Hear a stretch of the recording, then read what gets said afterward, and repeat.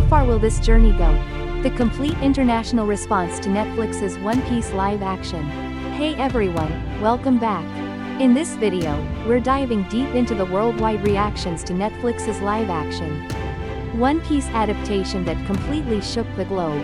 We've done a comprehensive cross-platform research analysis of over 300 international sources, including overseas fans, media outlets, social networks, community sites, and industry experts to bring you the raw, unfiltered international response. Honestly, what surprised me most during this research was the intense polarization of opinions. You have people calling it the greatest live-action adaptation ever made, while others are slamming it as a complete disaster. We're talking complete opposite ends of the spectrum here, but that's exactly what makes this so fascinating. Today, we're breaking this down into 10 chapters to get to the truth behind all the controversy. By the end of this video, you'll understand exactly why this live-action series has become such a massive talking point worldwide. So let's set sail on this adventure. Chapter 1. Record-breaking waves. The numbers tell an incredible story. Alright, let's start with the numbers, because Netflix's One Piece Season 1 absolutely crushed some mind-blowing records. First up, this show hit in 84 countries. The previous record holders? Stranger Things Season 4 and Wednesday, both at 83 countries. So yeah, One Piece just topped Netflix's biggest hits. But wait, it gets crazier. In terms of viewing hours, the first 2 weeks pulled in 37.8 million views and 280 million hours watched. Netflix co-CEO Greg Peters called this a very high bar. And honestly, that's an understatement. What's really wild is that in just the first week alone, 18.5 million accounts tuned in, racking up about 140 million hours. In 2023, only The Night Agent and One Piece managed to break 100 million hours in their opening week. And here's the kicker, within just 4 days of release, it hit the top 10 in 93 countries, with 46 of those giving it the #1 spot. This isn't just regional success, this is true global domination. By the end of 2023, we're talking 540 million hours viewed with 71.6 million total viewers, making it the most watched Netflix series of the second half of 2023. Literally world conquest level numbers. This opening sprint was basically an event for international viewers. Social media timelines were flooded with straw hats from day one, with reaction videos spreading in English, Spanish, Portuguese, you name it, every language was represented. The key here is that we had both explosive enthusiasm, backed by hard data, and serious discussions about what it all meant happening simultaneously. On the ratings front, Rotten Tomatoes showed a 95% audience score. That's viewers giving it their clear stamp of approval. The praise numbers show curse-breaking. International media and reviewers widely describe this opening success as breaking the live-action anime curse.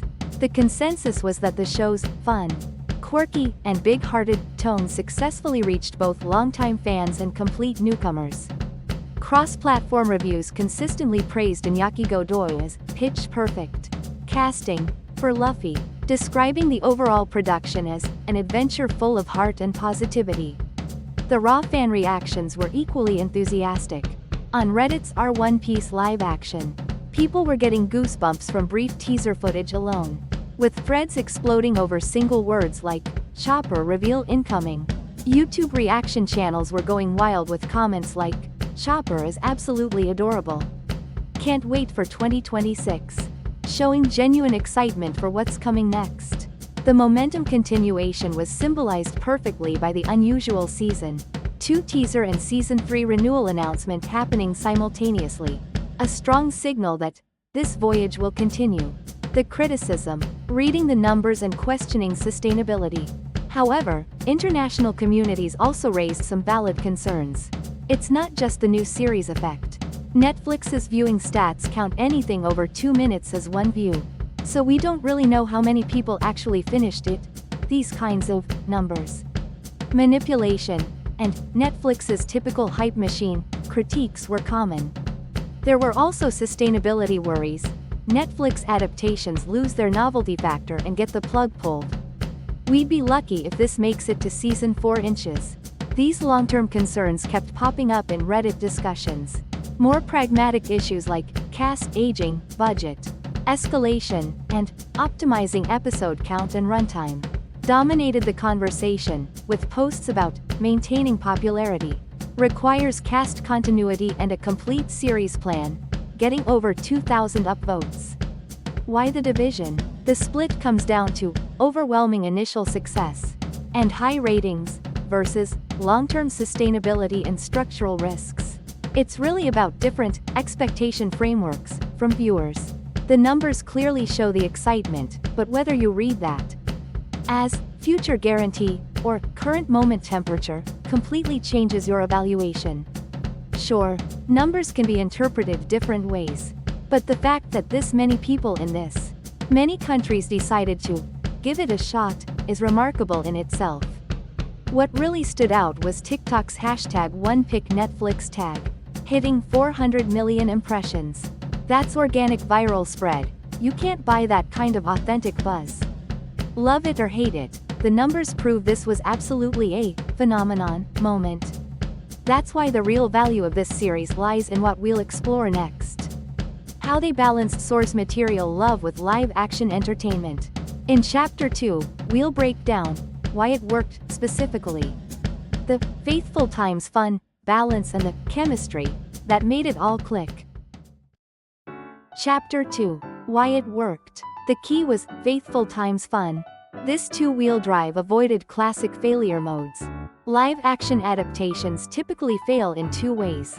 Too faithful, leaving only déjà vu. Too experimental, losing the source material's soul. One Piece earned international praise because it simultaneously avoided both pitfalls. The backbone stayed true to the source material's heart, while the expression used live-action enhancement to make it genuinely entertaining. Review aggregations consistently highlight exactly this balance. The praise critics saw design brilliance. First, let's look at the critical consensus. Broke the anime adaptation curse, alongside 95% audience. 80% critic scores. The overall assessment praised it for being faithful, while still welcoming to newcomers. Empire gave it 4 stars, calling it a live-action worthy of both fans and newcomers. NME highlighted the brisk pacing where episodes propel themselves forward, emphasizing its entertainment value as a show. Vulture praised the choice to embrace rather than suppress the weirdness, accepting the manga's minor but crucial oddities proved they maintained what makes the original brilliant. This represents a don't over-realism balance. By relaxing the world-building tension, the fun factor comes forward. The result was the watch it and you'll love it structure reflected in that 95% audience score. The praise cast chemistry supporting the heart. The other pillar was the casting chemistry. Both critics and fans unanimously called Iñaki Godoy Luffy pitch perfect, with the main cast's found family feel becoming the show's emotional core. This found family chemistry was visible off-screen too, with reaction videos and community posts repeatedly expressing, "We want to see them again." That emotional connection was real. The criticism critics' questions and harsh fan voices. However, the critical space wasn't uniform. The New York Times gave it a harsh, bland and generic review, while Variety posed the challenge, if at best. This is just an approximation of the source. What does this live action offer? Questioning the adaptation's unique value proposition. From the fan side, there were tough threads. Like, acting feels like scary smiles. 3 out of 10 points, showing real criticism existed. These critiques stem from measuring live action specific added value, rather than seeing faithfulness value as the primary metric. Why the division? There's a fundamental difference between those who see protecting the source material's soul as the maximum value, and those who question the necessity of live-action adaptation. The former evaluates heart and entertainment, while the latter measures originality and directorial caliber. Both perspectives show genuine engagement with the work. which is why this became the main battleground, where international social media, praise and criticism clash. Next chapter dives right into the center of this debate. Is the casting divine? How well real actors embodied manga personalities, including the Season 2 Vivi casting controversy that emerged later. Chapter 3. Is the casting divine? The victory of found family chemistry and lessons from the Vivi controversy. One Piece is fundamentally a story about nakama, found family. So the key to live-action success was, do the cast members actually look like a family? International reactions show that this found family feeling emerged through three elements: visuals, acting, and cast interaction. But simultaneously, the Vivi casting controversy exposed the challenging line between diversity and source material respect. The praise, found family feel, coming through the screen. Critics and fans first praised Iñaki Godoy's Luffy as the core. The pitch-perfect description captures how he nailed Luffy's three essential elements: brightness, innocence, and leadership, with overwhelming positive responses. Empire and NME reviews pointing to the fun, quirky, good-paced feel was only possible because of genuine cast chemistry. Real fan voices echoed this with, "I want to see them again." Emotions shared from early on, with Season 2 footage getting people goosebumps just from snippets. The Totem Chopper reveal went absolutely adorable across the board, becoming a global trend with "Can't wait for 2026." Chains going viral. The criticism, harsh evaluation standards, acting and dialogue stiffness, and adaptation ripple effects. On the flip side, while character embodiment got praise, there were threads criticizing acting stiffness and awkward dialogue delivery.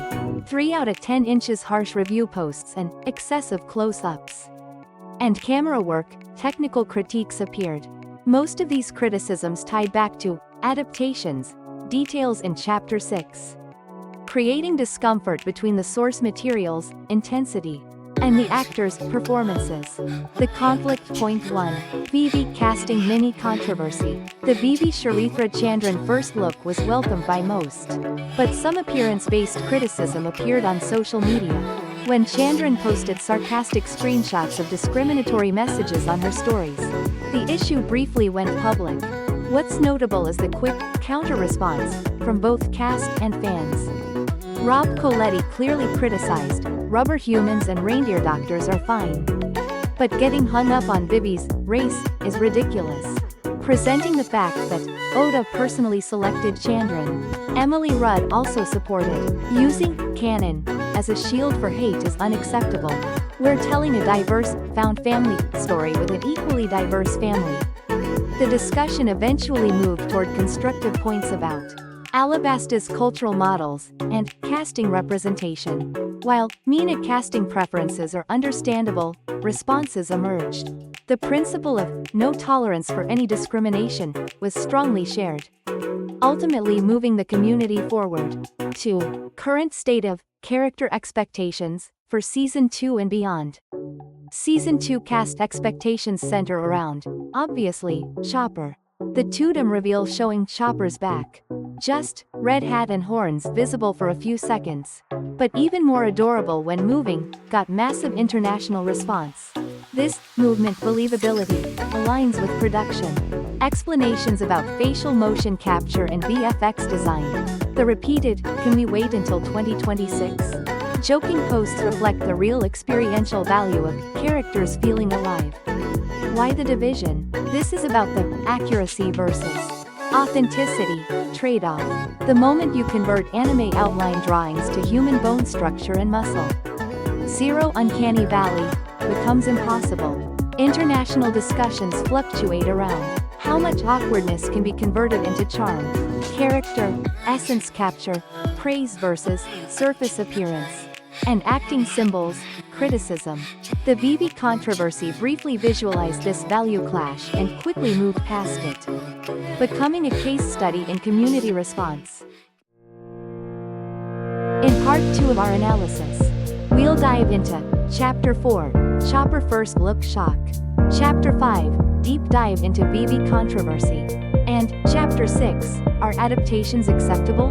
The GARP edition, Success and Failure, for scene-by-scene analysis of what worked and what didn't work, based on international reactions.